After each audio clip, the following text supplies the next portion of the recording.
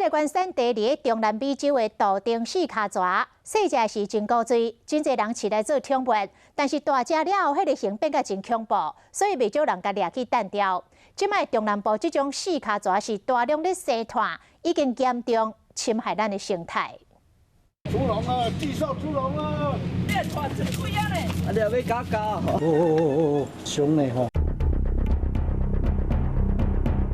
民众所讲的大怪兽绿鬣蜥，互人掠着了后，是用咬啊乌白咬。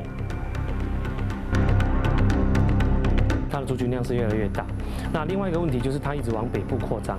凶恶的眼神要有真紧的速度，会变成中南部上抢手的外来种。有一段时间已经放任太久了，所以它已经扩散出去，就是主管机关不管是中央或地方投入的资源太少。 中华二林几啊百公尺的溪岸，拢是因的受污甲一空一空，连风水嘛无放过。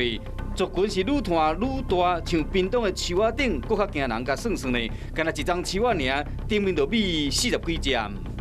它会造成我们刚刚讲水利工程的危机，那另外可能会去压迫到其他原本住在河岸的一些生物，因为它很大。 绿鬣蜥全面侵入台湾的中南部，林务局监测发现讲，台中市、彰化县、高雄市、甲屏东县等所在有大量的族群，北部恐惊卖沦陷。6年来总共掠8000几只，也不过掠的速度袂符伊生团的速度。这食量足大的啦，从那到到树上就无去啊。想到会很恐怖，赶快用好的意思厕所会用水冲走啊。哇，好大只！ 相对出动，用尽气力前后包围，才将秘伫阿曼这所在这只绿鬣蜥给拖出来。这应该人家养的吧？这那么大只。伊原产地伫中南美洲，每一摆生团会使生20到70粒卵，因为伫台湾完全无天敌，已经建立野外自然生团情形。外来种侵入的灾难的起源，就是人类饲到一半，无要饲乌白棒。 绿鬣蜥外号叫库斯拉，细只的是青青古锥古锥。2001年，台湾开放人工生团的绿鬣蜥合法进口，一只只要几百块就买得到。也不过大只了后，模样真惊人，体型够大，真咬只，袂少饲的人就开始乌白放。 因为早期，因为它不是保育类动物，所以其实确实在进出口的管制上是没有那么的严格的。10-20年前，其实有非常大量体的小蜥蜴，借由进口商就把它进口到台湾来做贩卖。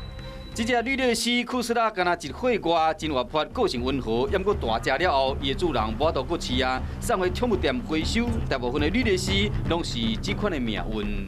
要饲养绿鬣蜥，必须要了解到它最长可以长到150公分左右，所以家里一定要有足够的空间，才能够让它生存。这种蜥蜴，它比较容易做脱逃的动作，所以有的时候有些饲主可能刚那个笼子没有关好，就会导致它脱逃。对，然后再来就是可能这种蜥蜴它成长的体型比较大，对，那有些可能它养到太大，它觉得不方便，然后可能才会造成做弃养的动作。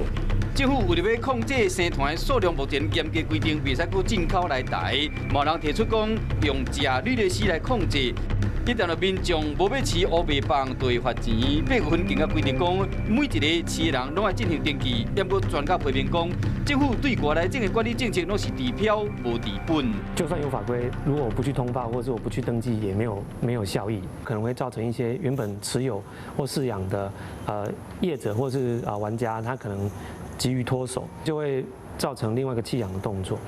除了数量的管制，政府在宣传上应该搁下功夫。上要紧的就是必须要严格落实登记制度甲种田追踪，要若无，旧在这民众想到就去饲一寡较奇怪的动物，那呢，颠倒会变成失控的白塘类河剑。